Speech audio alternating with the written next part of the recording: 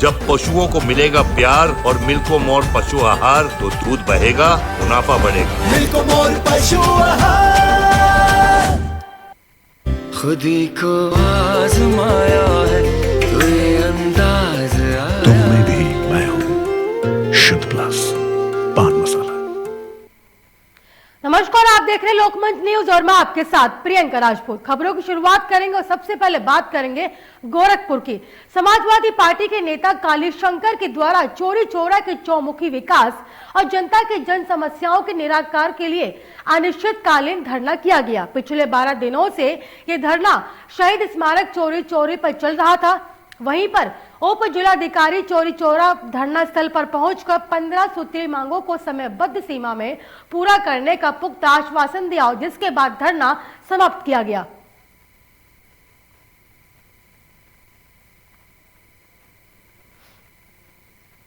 आज उत्तराखंड में विधानसभा चुनाव की आदर्श आचार संहिता लागू होने से पहले आज प्रदेश के सभी 70 विधानसभा क्षेत्रों में सरकारी कार्यक्रम का आयोजन किया गया, जिसमें राज्य सरकार की 5 साल की उपलब्धियों को साझा किया गया और साथ ही हर विधानसभा में विकास कार्यों के शिलान्यास और उद्घाटन कार्यक्रम चलते आ रहे हैं। बता दें कि सभी 70 विधानसभाओं में केंद्र की मोदी सरकार द्वारा जनता हित में किए गए कार्य की उपलब्धियों को डिजिटल वीडियो के माध्यम से संपूर्ण रूप से दिखाया गया और उन्होंने कहा कि भारतीय जनता पार्टी एक ऐसी पार्टी है जिसमें समस्त समाज सुरक्षित रह सकते हैं। बार बार बताया, आज माननीय मुख्यमंत्री पुष्कर सिंह धामी ने एक जितनी भी हमारी सरकार की 5 वर्ष की उपलब्धियां हैं वो गिनवाई है और वर्चुअल माध्यम से कोरोना काल के समय में 70 विधानसभा उत्तराखंड की गिनवाया। जितनी भी अभी उन्होंने आपके सामने बताया पूरा विषय, जैसे आयुष्मान कार्ड की योजना हो, स्वास्थ्य की योजना हो, चाहे किसान पेंशन की योजना हो, चाहे वो प्रधानमंत्री आवास योजना हो, जितने भी लाभार्थी है उन लाभार्थी सम्मेलन सबको बुलाया, अपनी सरकार की उपलब्धियां बताई 5 वर्ष की। यही कार्यक्रम था आज का कार्यक्रम था। जैसे कि मुख्यमंत्री आज लाइव थे, क्या कहा उन्होंने, क्या कहेंगे? कार्यक्रम था आज, ये सरकारी कार्यक्रम था जो अपने मुख्यमंत्री जी 70 विधानसभाओं को संबोधित कर रहे थे और ये जो योजना चल रही है सरकार, ये सभी के लिए चल रही है, सबको लाभ मिल रहा है और आगे भी मिलता रहेगा। जैसे कि अब जो 2022 में चुनाव हुए, के चुनाव के टाइम ये कार्यक्रम होते हैं, उससे पहले तो हुए नहीं मैम? नहीं, ये उससे पहले भी हुआ था तय, कोरोना की वजह से पीछे हट गया था, तो इस कारण ही ये पीछे हटा था। कार्यक्रम तो होते ही रहे हैं, अपने केंद्र सरकार प्रदेश सरकार सब सुविधा दे रही है अपने। बदायूं से बड़ी खबर सामने आ रही है। बता दें कि राष्ट्रीय परिवर्तन दल अध्यक्ष डीपी यादव की जनसभा में भीड़ उमड़ी। आपको इस वक्त की बड़ी और अहम जानकारी बदायूं से बता रहे हैं, जहां पर बदायूं की सहसवान विधानसभा सीट से डीपी यादव चुनाव लड़ेंगे। और साथ ही आपकी जानकारी के लिए बता दें कि 2007 में राष्ट्रीय परिवर्तन दल से सहसवान सीट से डीपी यादव विधायक रह चुके हैं और साथ ही समान विचारधारा वाले दलों से गठबंधन की बात भी चल रही है। और साथ ही आपकी जानकारी के लिए बता दें कि कृषि विश्वविद्यालय और महिला कॉलेज खोलने का ऐलान किया। खबर गाजीपुर से है, जहां शहर कोतवाली पुलिस और क्राइम ब्रांच की संयुक्त टीम ने गुरुवार की रात 4 शातिर अपराधियों और हेरोइन तस्करों को गिरफ्तार किया, जिसकी जानकारी शुक्रवार को पुलिस कार्यालय में आयोजित प्रेस वार्ता में पुलिस अधीक्षक राम बदन सिंह से अभियुक्तों के मीडिया के समक्ष पेश किया गया। उन्होंने बताया कि फंदे में आए अभियुक्त शातिर किस्म के हेरोइन तस्कर हैं और इनके कब्जे से भारी मात्रा में करोड़ों की हेरोइन बरामद की गई है। किस तरह की कामयाबी है और क्या कहेंगे सर? आज पुलिस को बड़ी कामयाबी मिली है। इसमें 4 जो ड्रग के तस्कर हैं और बड़ी मात्रा में ये हीरोइन सप्लाई करते हैं पकड़े गए हैं। इनके पास से 3 किलो कच्चा माल मिला है और 15 किलो केमिकल मिला है जिससे ये बनाते थे और सारा इसका सामान भी मिला हुआ है। इनके पास से 2 गाड़ियां भी मिली हैं। जो इस गैंग का लीडर है उसी के नाम है, उसकी एक पत्नी के नाम है, एक जाइलो कार है, एक स्विफ्ट डिजायर है। अमेठी से बड़ी खबर सामने आ रही है। बता दें कि जगदीशपुर में इंडोरामा खाद फैक्ट्री में एक मजदूर की मौत की खबर सामने आई। आपको इस वक्त की बड़ी और अहम जानकारी आपकी टेलीविजन स्क्रीन पर तस्वीरों के जरिए दिखा रहे हैं, जहां पर बताया जा रहा है कि हाइड्रा क्रेन की चपेट में आने से मजदूर गंभीर रूप से घायल हुआ था। तो वहीं पर जो मजदूर है उसका नाम अनिल शर्मा बताया जा रहा है, जो कि बिहार का मूल निवासी है और साथ ही इलाज के दौरान ईडो गलफ हॉस्पिटल की, आपको बता दें कि इलाज के दौरान उसकी मौत हो गई। तो वहीं कमरौली पुलिस ने शव को कब्जे में लेकर पोस्टमार्टम के लिए भिजवा दिया है। जहां एक तरफ कोरोना और ओमिक्रॉन अपने पैर फैला रहा है, तो वहीं लोगों को जीवन दान देने के लिए गाजियाबाद के विद्यावती मुकुंदलाल गर्ल्स कॉलेज में ब्लड डोनेट का कैंप लगाया गया। यहां कॉलेज के बच्चों के साथ स्कूल के अध्यापकों ने भी ब्लड डोनेट कर अपना योगदान दिया। तो वहीं बताया गया कि बीमारी के समय लोगों को ब्लड की बहुत आवश्यकता पड़ती है और लोगों की समस्या का निस्तारण करने के लिए और जरूरतमंदों को सही समय पर ब्लड देने के लिए कॉलेजों में ब्लड डोनेशन कैंप लगाया गया। क्या नाम है आपका? Nancy Walia, BLM college. Nancy, आप ब्लड डोनेट करने के लिए आए हैं, किस लिए ब्लड डोनेट कर रहे हैं? जैसे कि आजकल कोविड संक्रमण बहुत बढ़ रहा है, इस वजह से मेरे द्वारा बहुत लोगों की जान बच सके, इसलिए आई।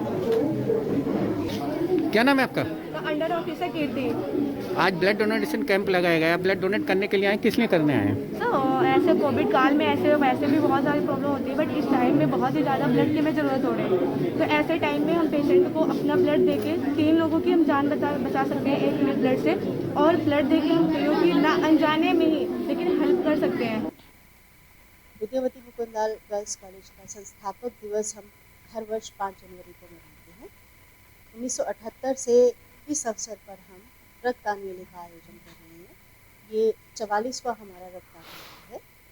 इस अवसर पर रेड क्रॉस सोसाइटी और MMG अस्पताल की यहाँ रक्त देने के लिए आते हैं, और अब तक हम लगभग 5778 के आसपास हम रक्त इकाइयाँ इन दोनों हॉस्पिटल्स को दे चुके हैं। मैम, आपका नाम जानना चाहूँगी। मैं doctor Anjali Singh, associate professor BMLG college की हूँ।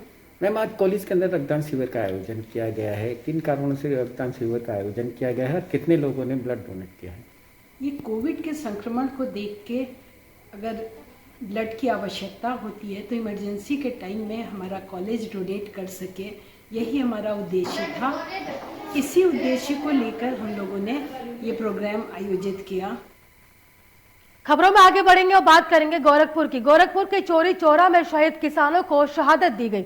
इस अवसर पर ग्राम प्रधान छबेला लाल गुलाब यादव ने बताया कि गन्ना किसानों को गोलियों से भून दिया गया था और जिसमें कई किसान घायल हुए और 3 की मौत हो गई। किसानों की मांग जो कि 25 पैसे प्रति कुंटल गन्ने दर को बढ़ाया जाए, जिस पर प्रशासन द्वारा गुंजन आंदोलनकारियों को हटाने के लिए उन पर गोलियां बरसाई गई थी, जिनमें करीब कई दर्जन लोग गंभीर रूप से घायल हुए और 3 की मौके पर मौत हो गई। तो वो बता दें कि वहां के ग्राम प्रधान और समाज सेवी ईश्वर चंद जायसवाल द्वारा जो कि कुश्ती दंगल और मेले का आयोजन किया जाता है, ये त्योहार उस क्षेत्र के लोग बड़े हर्षोल्लास के साथ मनाते हैं। 1958 और 59 में जो है एक गोलीकांड हुआ था जिसमें 3 लोग शहीद हुए थे गन्ना मूल्य को वृद्धि को लेकर के।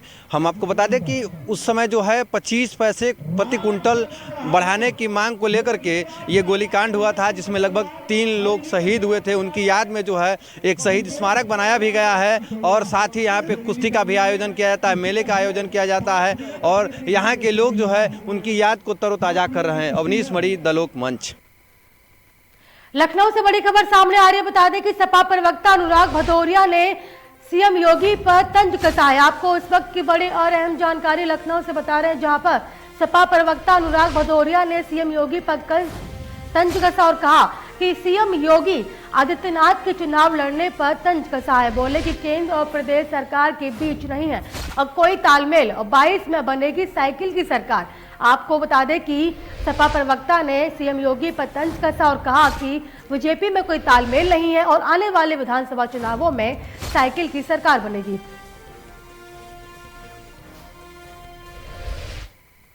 जिला पीलीभीत के ग्राम मठिया लालपुर में चुनावी चौपाल के माध्यम से लोगों से बातचीत आने वाले 2022 के चुनाव के बारे में जानकारी ली कि 2022 के चुनाव में किसकी सरकार होगी। देखिए क्या कुछ कहा।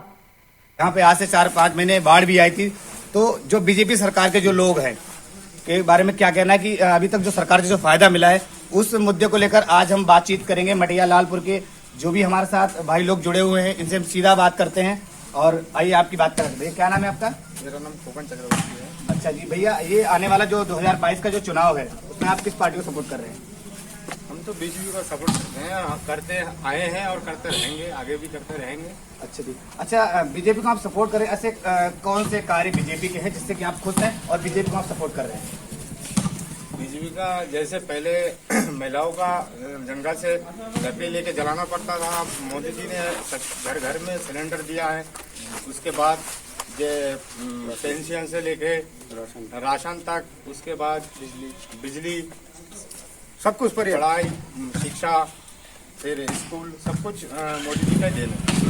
मतलब कि आप आपके बताने से आप बीजेपी से खुश हैं। हाँ, तो आने वाले चुनाव में आप किसको वोट कर रहे हैं? आने वाले चुनाव में हम मोदी जी को वोट करेंगे। क्या नाम है भैया आपका? संजीत विश्वास। संजीत विश्वास। तो सर, जैसे कि आने वाले 129 विधानसभा चुनाव आ रहा है, तो आप उस 129 विधान चुनाव को लेकर आप किस पार्टी के सपोर्ट में जा रहे हैं? हम तो शुरू से बीजेपी के साथ और अब भी साथ हैं। और अच्छा, आप बीजेपी के सपोर्ट है। जैसे कि बीजेपी सरकार में बातें होती हैं कि बीजेपी सरकार में महिलाएं जो हैं वो पूर्णतः सुरक्षित हैं। युवाओं को भी लेकर हमारे साथ युवा भी यहाँ पर कुछ मौजूद हैं और गांव के कुछ एक्टिव लोग भी हमारे साथ हैं। तो इस बारे में आप क्या कहना चाहते हैं कि बीजेपी सरकार इस काम से आपको कितना फायदा हुआ है? बहुत फायदा हुआ। जैसे शौचालय मिला हमें, फ्री नोट में जो राशन दिया गया कोरोना काल में, ये सबसे बड़ी उपलब्धि है। और बिजली कनेक्शन पहले नहीं मिलता था, मिल जाते हैं। रसोई गैस मिला है। तो उस वजह से हम बीजेपी से बहुत खुश हैं। और हम शुरू चाहेंगे कि योगी जी मोदी जी रहे हमारी सरकार में और विकास हो गाँव के लिए। ठीक भैया, क्या नाम है आपका? गोविंद। गोविंद, आप कितना खुश हैं बीजेपी से? हम बहुत खुश हैं बीजेपी से। अच्छा अच्छा, तो आने वाले टाइम में आप बीजेपी को, आपका क्या नाम है? अच्छा जी, आपका क्या कहना है आने वाले चुनाव को लेकर? जैसे सर आपको तो पता ही है हमारे यहाँ का जो एरिया है वो बंगाली भाज। हाँ जी, हाँ जी।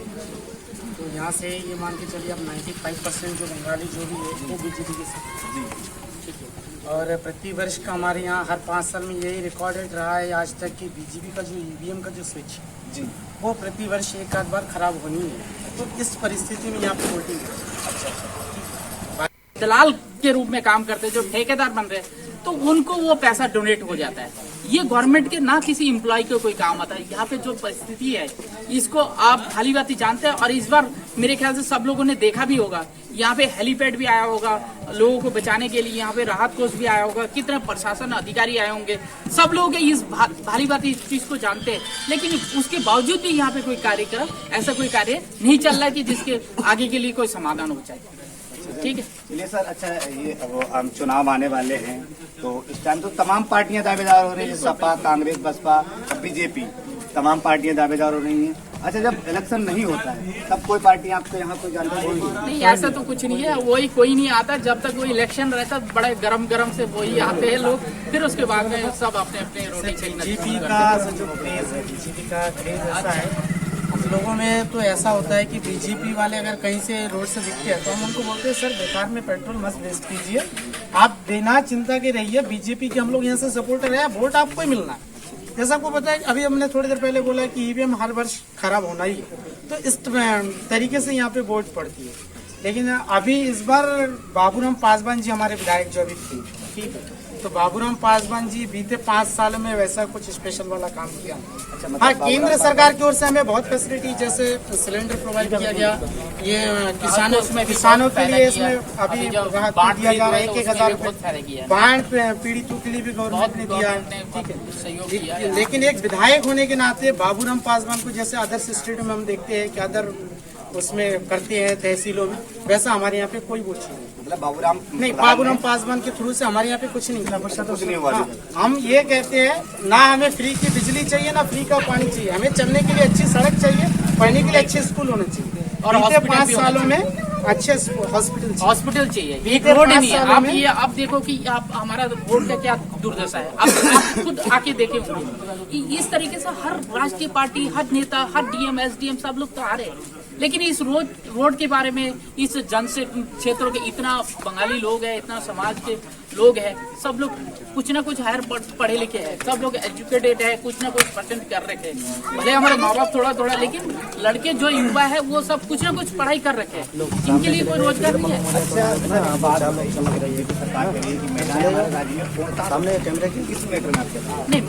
बीजेपी सरकार में तो हम जानते हैं कि पूर्णतः सुरक्षित है, सब कुछ ठीक है, लेकिन ये है कि जो रोजगार का जो साधन है उसमें थोड़ा सा मतलब कमी आ रही है कि लोग किस तरीके से आगे बढ़ेंगे, किस तरीके से समाज को आगे बढ़े। एक बच्चा हमारे साथ कुछ महिलाएं भी यहाँ पर जुड़ चुकी हैं। आइए हम इनसे बातचीत करते हैं कि आने वाले 2022 के जो 129 विधानसभा चुनाव को लेकर यहाँ की महिलाओं की क्या राय है। सीधी हम बात करते हैं। अच्छा, क्या नाम है आपका? अल्लाह। और एक बात बताइए, आने वाले जो चुनाव आ रहा है उसमें आप किसको वोट दे रहे हो? मोदी को दे रहे हो। आपका क्या नाम है? अच्छा, आने वाले 129 विधानसभा को चुनाव को लेकर आप किसको वोट दे रहे हो? मोदी। अच्छा जी, आपका क्या नाम है? मोदी जी। अच्छा जी। अच्छा, आगे जो चुनाव आ रहा है तो आप उसको मैं किस पार्टी को सपोर्ट कर रही है? मोदी जी। आप किसको? अच्छा, यहाँ पे जो तमाम लोग हैं, ये पूरा गांव है, ये मतलब बीजेपी के ही ज्यादा सपोर्ट है। ये गांव है, लेकिन यहाँ के लोगों की ये राय है कि हमारे यहाँ जो विधायक हैं बाबूराम पासवान, उनसे खासकर कहना है कि हमारे गांव को पर जो थोड़ा ध्यान दिया जाए, क्योंकि बाढ़ पीड़ित क्षेत्र है। इस बात के यहाँ लोगों ने अपील करते हुए बीजेपी जो होती है मतलब सरकार है, उसको कहा है कि वोट हम हमेशा बीजेपी को देते हैं, क्योंकि हमेशा हम बीजेपी के ही सपोर्टर रहे हैं। लेकिन यहाँ के जो विधायक हैं बाबूराम पासवान, उनकी बात को लेकर यहाँ पर लोगों ने काफी उंगलियां उठाई हैं। क्या नाम है आपका? अच्छा विधान जी, आप ये बताइए कि आगे जो चुनाव आ रहा है उसको लेकर आप किसको वोट दे रहे हैं? मोदी को वोट दे रहे हैं। अच्छा, मोदी को वोट दे रहे हैं। आप मोदी के काम से खुश हैं? हाँ, मोदी के काम पे अभी खुश है। अच्छा अच्छा, आपको क्या फायदा मिला बीजेपी सरकार में? बीजेपी सरकार ने फायदा इसी मिला जो पहला जो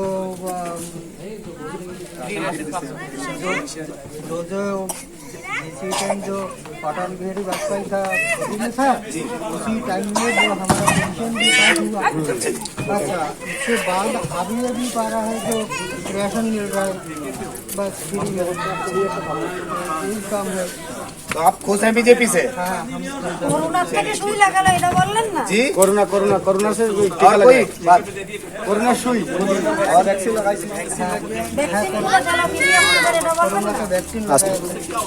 मतलब बीजेपी के कार्य से खुश है। आशुतोष शुक्ला के साथ लोकमंच न्यूज पीलीभीत। यहाँ हम बिजनौर से बड़ी खबर सामने आ रही है। बता दें कि सोशल मीडिया पर एक वीडियो वायरल हुई जिसमें डिजिटल साक्षरता मिशन की तरफ से दिव्यांग को कंबल बांटे गए। आपको बता दें ये वीडियो एक वायरल हो रही है, जहां पर डिजिटल साक्षरता मिशन की तरफ से दिव्यांग को कंबल वितरण किए गए थे और इस वीडियो में व्हील चेयर पर बैठा एक दिव्यांग कंबल लेकर चल पड़ा। तो वहीं पर ये वीडियो सोशल मीडिया पर तेजी से वायरल हो रहा है। आपको इस वक्त की बड़ी खबर दिखा रहे हैं बिजनौर से, जहां पर बिजनौर से एक वीडियो वायरल हो रहा है जिसको लेकर कई सवाल खड़े हुए हैं। लखनऊ के धरना स्थल इको गार्डन में बीडीसी की धरना प्रदर्शन जारी है और प्रदेश भर से आए क्षेत्रीय पंचायत के सदस्यों ने अपनी मांग को लेकर धरना दिया। क्षेत्रीय पंचायत सदस्य संघ एकता के सभी क्षेत्रीय पंचायत सदस्यों के द्वारा विधानसभा का घेराव करने जा रहे सदस्यों को पुलिस ने रोका और इको गार्डन में बड़ी संख्या में बीडीसी सदस्य मानदेय और विकास निधि की मांग को लेकर धरना प्रदर्शन कर रहे हैं।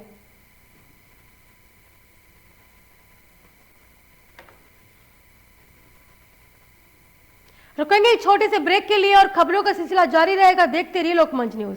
अमेरिका की स्माइल ट्रेन संस्था अब राष्ट्रीय बाल स्वास्थ्य कार्यक्रम से भी संबद्ध निःशुल्क ऑपरेशन और उपचार कर रही है। जन्म से कटे होठ या कटे तालू के मरीजों का निःशुल्क ऑपरेशन किया जाता है।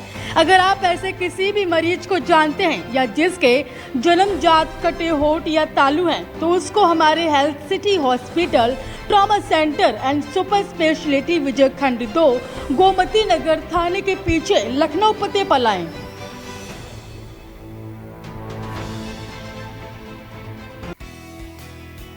रज्जू भैया सैनिक विद्या मंदिर, गांव खंडवाया, तहसील शिकारपुर, जिला बुलंदशहर आपका स्वागत करता है। रज्जू भैया सैनिक विद्या मंदिर एक राष्ट्रीय प्रकल्प है जिसका मुख्य उद्देश्य विद्यार्थियों को एनडीए व अन्य माध्यमों से भारतीय सेना में प्रवेश दिलाना है। भारतीय सेना में अपने बच्चों का उज्जवल भविष्य बनाने के लिए रज्जू भैया सैनिक विद्या मंदिर में प्रवेश दिलाएं। प्रवेश प्रक्रिया प्रारंभ हो चुकी है। 31 दिसंबर 2021 तक रजिस्ट्रेशन किए जा सकते हैं तथा लिखित परीक्षा 16 जनवरी 2022 को होगी।